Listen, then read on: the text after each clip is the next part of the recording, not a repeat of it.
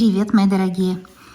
Тайна вашего мужчины, которая скоро станет явью, которая станет скоро явной для вас. Это Таро, колесо года. Приглашаю вас устроиться так, чтобы вам хорошо провести время, хорошо провести досуг, а также получить советы от карт касательно отношений с человеком, которого вы загадали. Его тайна, которая станет явной и очень скоро. Все о вашем мужчине, все то, чего вы еще не знаете. Какая же тайна вашего мужчины станет явной?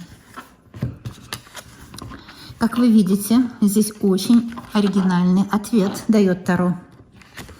Потому что у вас рыцарь чаш и рыцарь пентаклей. У некоторых девочек, кто смотрит, есть два претендента на руку и сердце, можно сказать, да? То есть два мужчины, может быть, в вашей жизни или в вашем пространстве.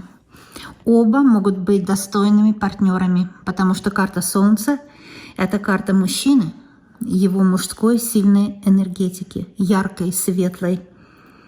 Это мужчина, которому можно доверять Солнце, потому что Солнце – это доверие, прояснение ситуации. Тайна, которая станет явной – это вполне возможно мужчина один, как рыцарь чаш, так и рыцарь пентаклей.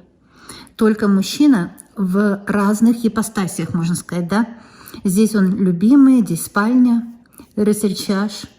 И рыцарь пентаклей, он на работе, когда он зарабатывает, когда он для вас старается, когда он стремится к чему-то. Кстати, этот расклад подойдет для всех, для тех, кто имеет отношения или нет. Потому что что-то обязательно вы услышите, узнаете свое.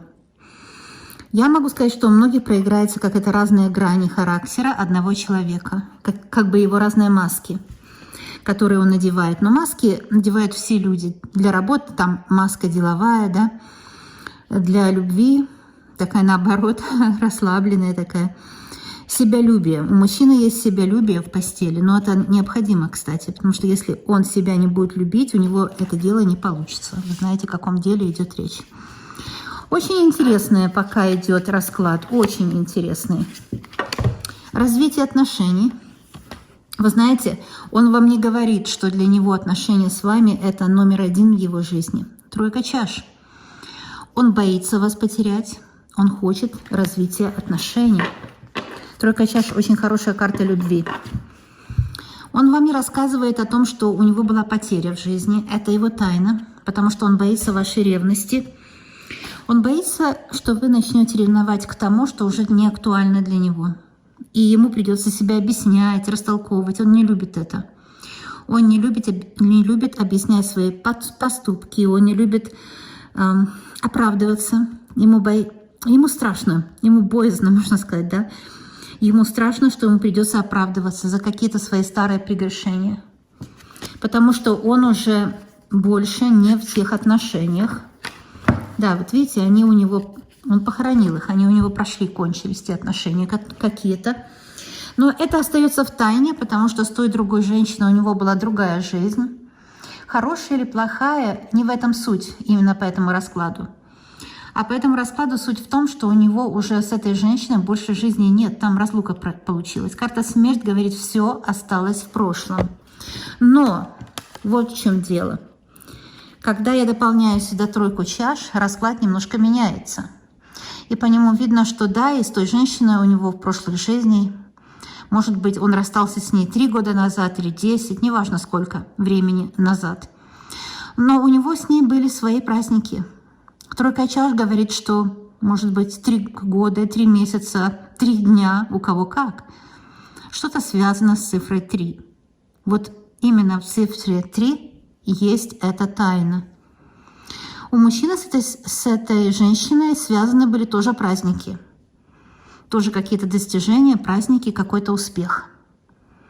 И он боится, что если вы узнаете о том успехе, вы начнете ревновать и упрекать его. Вот ему не так ревность страшна, вот именно по этим 3 картам, как упрек. Он очень не любит упреков. И он не хочет, чтобы вы его упрекали, говорили ему, что, может быть, ты ее еще любишь. И вообще мужчине нельзя говорить такие слова, потому что вы как бы его провоцируете на то, что он может опять подумать, а вдруг я ее люблю. Знаете, мужчины такие, они простые. Они очень простые, как дети, очень простые. Нужно всегда думать, что говоришь мужчине. Итак, какая же его тайна станет явной? Может быть, это мать его жизни, его мать, которая имеет огромную власть над ним, огромную власть. Это королева меча, властная, жесткая женщина, которая как будто знает, чего хочет ее сыночек. Может, ему 40, 50 лет, 35, неважно сколько. Но здесь проходит мать, которая как будто бы знает, что хочет он. И она ему дает советы. И знаете, не только потому, что она там вас особенно не любит. Она бы любую женщину рядом с ним не любила. Потому что она думает, что он достоин там какой-то богини, которых, ну, на самом деле не существует богинь, да? В ее понимании этого слова. Властная, иногда злобная, иногда за грубым резким словом в карман не полезет. В его жизни есть такая женщина. У некоторых это будет его мать, у некоторых это будет его бывшая. У некоторых даже сестра. Или его дочь, кстати, если она взрослая. Если дочери больше, чем 16-17 лет, ну вообще-то с 12 лет человек уже взрослый, сформированный. И это даже если дочери больше, чем 12, я бы сказала. У некоторых проиграется, что бывшая, видите, 6 чаш, которая еще до сих пор жалеет об этом мужчине. Это его тайна. Он не хочет, чтобы вы узнали, что его бывшая за ним жалеет. Он сам не жалеет о ней, не жалеет о том времени, которое он с ней провел, потому что здесь карта смерть. Показывает, что он уже это оставил в прошлом, ему эта женщина уже не интересна. Он ушел и ушел. Вот видите? Он ушел и ушел, и ладно. Но эта женщина, она как Цербер. Цербер, кто не знает, собака такая, которая стоит у врат ада. Это такая женщина, как эта собака, которая стоит у врат ада. Она не отпускает. Скажу опять, это или бывшая, или мать, которая до сих пор его видит таким маленьким сыночком, да, которым нужно управлять. Не то, что можно управлять. Она от чистого сердца думает, что она все правильно делает. Какая еще у него есть тайна? Страхи. 3 меча, тем более здесь мудрые птицы. Вот он не вынес опыт из прошлых неудач. Или с каких-то прошлых, знаете, ошибок своих, что ли. Он не вынес опыт. Он до сих пор раздражен. Мужчина может быть раздражен часто, потому что он не вынес опыт. Он боится, что вы ему скажете, будете его упрекать, что ты смотри, ты не научился на своей прошлой ошибке. Может быть, вы даже так ему уже и говорили. Вот, потому что мужчина не вынес опыт. 3 меча говорит, что у него есть враги. У некоторых девочек даже эта карта может, к сожалению, показать, что на мужчине может быть какое-то магическое воздействие, вплоть до приворота. У некоторых это проиграется. На мужчине может быть магическое воздействие. Если это так, да, действительно. Туз меча, 3 меча, туз меча часто показывает магическое воздействие. К сожалению, мужчину кто-то приворожил. И это иногда делается не из большой любви, а из большой злости. Вот как здесь королева меча, говорю, бывшая или какая-то родственница злая. Это часто делается не от большой любви, а от большой ненависти. И от большой злости. Потому что все знают, что привороженные мучаются. У них меняется характер. Если у мужчины поменялся характер, он стал какой-то неадекватный в поведении, на мужчине есть магическое воздействие. Как быть с этим воздействием, покажут вот эти 2 карты. Давайте их возьмем. Ну, смотрите, 10 жезлов. Ему сейчас тяжело. Он несет на себе вот этот груз воздействия. Ему кажется, что он зарабатывает для вас. Ему кажется, что он работает над отношением. Его тайна в том, что он подозревает, кто сделал это воздействие. Он подозревает, он вам не говорит, потому что он не хочет, чтобы с вашей стороны, ну, тоже начиналась какая-то борьба, да? Десятка жезлов. У некоторых мужчина просто устал. Он или много работает, или много нервничает, или у него со здоровьем не так что-то. Он не следует правильному стилю жизни. Например, он либо переедает, либо перерабатывается, либо много выпивает, много курит, много злится. Потому что злость порождает больное сердце, да? Здесь у нас опять шестерка. Это шестерка пентаклей. У нас уже была с вами шестерка. И это была шестерка, вот именно, знаете, обид. Сейчас покажу вам. Обид вот на него какой-то другой женщины из его прошлого. Это его тайна. Он знает, что на него уже кто-то обижается. Он знает, что он когда-то поступил плохо с кем-то, с какой-то женщиной. Неправильно, плохо и по наводке его матери. Скорее всего, он поступил плохо с женщиной. Там были у них отношения, хорошие или не очень. Не нам с вами, знаете, судить, потому что это все очень сложно, это все очень глубоко. Но с его стороны карта смерть говорит о том, что он уже это все оставил позади, он не хочет ничего там трогать больше. Но женщина еще имеет на него виды. Может быть, она сделала какой-то приворот. Но я вижу, что ему сейчас тяжело. Или от приворота. У некоторых проиграется, девочки мои дорогие, у некоторых из вас проиграется, что ему тяжело из-за приворота. У некоторых проиграется тяжело вот по тем причинам, которые я озвучила здесь, да. Две шестерки. Шестерка хорошая карта. В принципе, как-то станет легче, да. Вот шестерка пентаклей, как-то пройдет эта полоса, и будет какое-то облегчение у мужчины. Ну, а по шестерке чаш он больше не будет бояться какие-то тайны прятать. Он боится тайну прятать, вернее, боится, что тайна откроет. Смотрите, что было на дне колоды. Да, вот поэтому он и боится. Он боится, что вы перестанете верить в него, перестанете надеяться на то, что будет лучше. Что у вас, понимаете, будет вот его оценка зависит от вашей оценки его. Его самооценка может упасть, потому что у вас уже и так упала оценка его как личности, да? Он очень боится, что упадет еще ниже. Потому что здесь вы пара, может быть, он планирует с вами семью, если семьи еще нет, может быть, он планирует детей, хочет дом или квартиру построить в ипотеку, что-то хочет сделать такое, или хочет заработать, чтобы сразу всю сумму выплатить, да? Все-таки десятка чаш здесь, и у нас уже даже была десятка пентаклей где-то с вами. То есть мужчина очень хочет, чтобы вы не узнали о его страхах и о его сомнениях относительно себя. И о том, что у него много уже было ошибок, которые он никак не решил.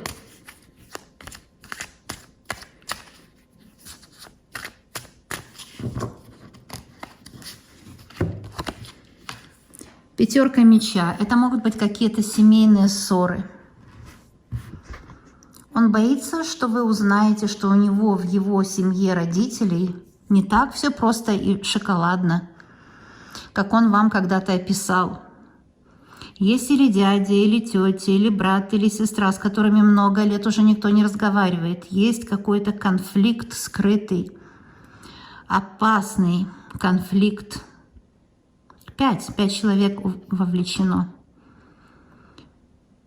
Он боится, что вы перестанете уважать его родительскую семью. Ну, то есть первая семья – это он и его родители. Он боится, что, понимаете, он чувствует, что вы уже перестали уважать его семью. И он боится, что будет еще хуже. Может, там есть какие-то наклонности или к алкоголизму, или к игромании, какие-то наклонности, какие-то, может быть, болезни сердечные, наследственные. Он боится, что вы узнаете это, и что вы ему это поставите в упрек. Он это боится. Понимаете? У некоторых девочек проиграется, что мужчина скрывает свое финансовое положение. Он держится за то, что у него есть, даже если это есть немного. Он боится, что вы узнаете, может быть, что он вложился куда-то, и вложение было ущербное, провальное, и ничего там не получилось. У некоторых девочек проиграется, что мужчина жадный, скупой, можно сказать. Даже не жадный, я бы сказала по этой карте, а скупой. От того, что у него есть очень серьезный страх бедности. Мужчина скупой. Он жалеет деньги. Они ему тяжело дались. Он жалеет деньги. Может быть, здесь идет речь о наследстве неправильно поделенном. Он считает расходы, он боится, что не хватит денег. Вот от этого страха идет его скупость. Он боится, не хватит. Он боится, что не хватит на жизнь. Это врожденный страх бедности, который он получил в наследство от родителей. Его родители, видимо, очень скупые, очень жадные люди. Экономили всю жизнь. Там помните, как у нас на телевизор, на холодильник? Вот это его вариант родителей или дедушек и бабушек. Чего он еще боится? Карта маг. Но он боится, что вот это дело не получится, знаете где, да? Вот здесь поднятие всего. Видите, какая роскошная карта, когда просто соответствие великолепное, когда есть взаимное доверие, все получается шикарно, замечательно. Он боится, что у него не выйдет. Вы знаете, о чем идет речь? Здесь о спальне боится об этом, потому что маг — это как раз тот, по велению которого, потому что это энергия внутренняя человека. Маг — это то, по велению которого у мужчины вот получается хорошо, да? Боится, кстати, он боится. Он боится, со временем у него это все пропадет, эта функция, потому что он слышит, что другие мужчины говорят. Он боится, что у него это все дело пропадет, и что его будут обижать, унижать, оскорблять. Я смотрю только прямые в этих рамках. И здесь у нас с вами опять пентакли, опять за деньги. Разговор идет о деньгах. Мужчина скупой у многих проиграется. Вот интересно, что он в мелочах скупой, а крупные суммы может тратить бездумно. Вот здесь какая-то бездумность его такая, да, проявляется. Он боится, что вы узнаете, что он скупой, как будто это и так не видно. А вот здесь наконец-то вышло вот то, о чем разговор был в начале расклада. Это может быть треугольник, в котором он когда-то был, или его родители, кто-то из родителей был в треугольнике, что-то там, тайна какая-то. Может, отец имел еще одну семью, или же имел любовницу и скрывал это от матери очень тщательно. Всю жизнь мать никогда не знала и не догадывалась. Или у матери такая ситуация была, но у кого-то из родственников была, и она ему передалась. Это тайна, а он как ребенок, как мальчик, подросток, знал об этом. Ему было очень тяжело держать эту тайну в себе. Он боится, что вы узнаете об этой тайне. И подумаете, по этой схеме яблочко от яблони недалеко катится, да?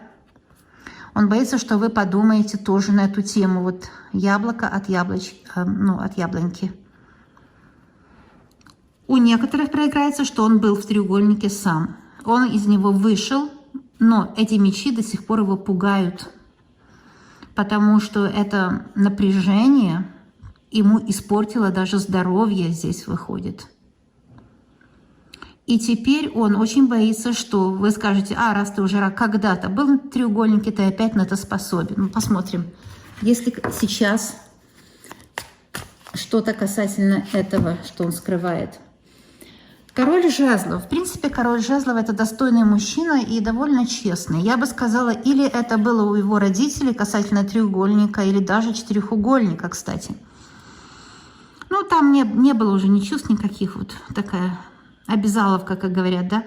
Или же это у него такое было в прошлом. Но он вот здесь, как король жезлов, выходит очень порядочный, честный человек. Сейчас, в принципе, у многих проиграется, что он вам правду говорит, у него нет там еще соперницы или другой женщины. Но он боится, что узнаете вы, что была такая ситуация. Верховная жрица.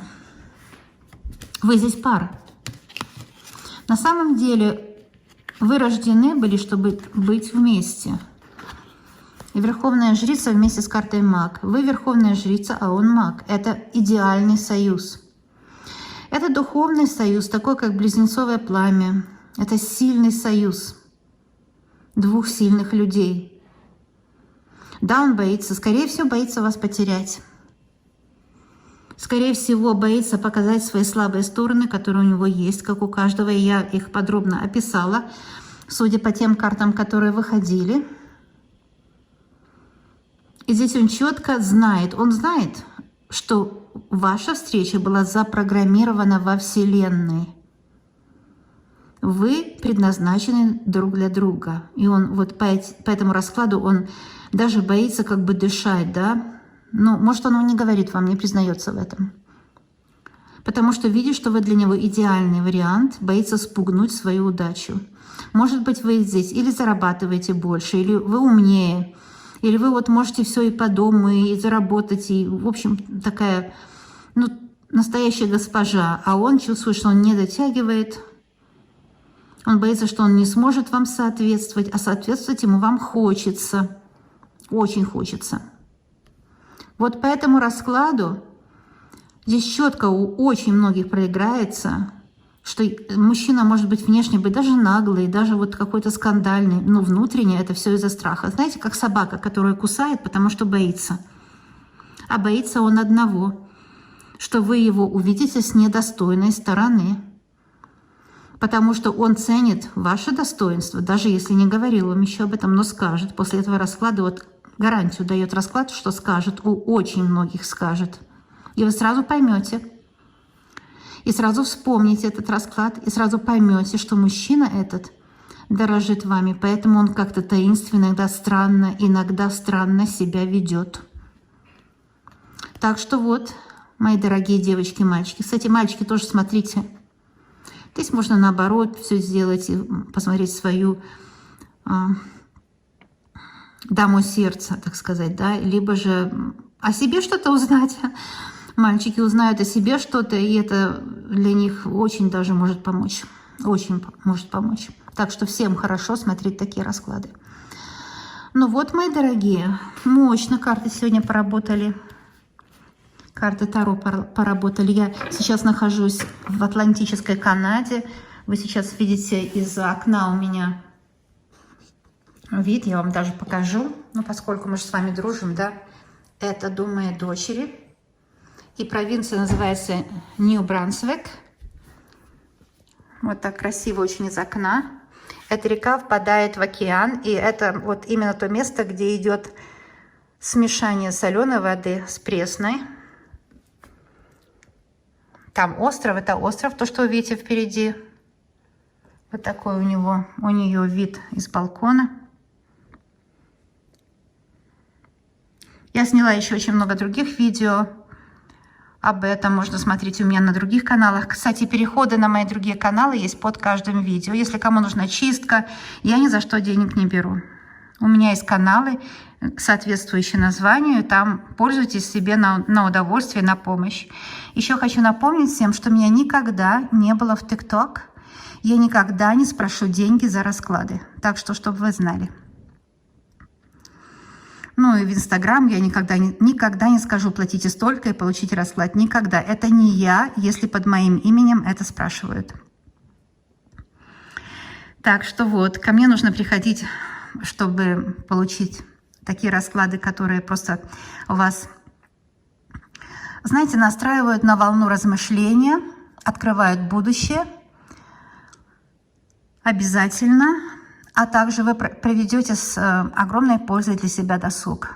И ничего не нужно никогда платить. Я вас очень люблю, обожаю. Я знаю, что у вас будет просто все замечательно. Планирую в будущем делать много прямых эфиров. Так что подписывайтесь. Это для вас выгодно и полезно. Будем видеться. Пока-пока, друзья.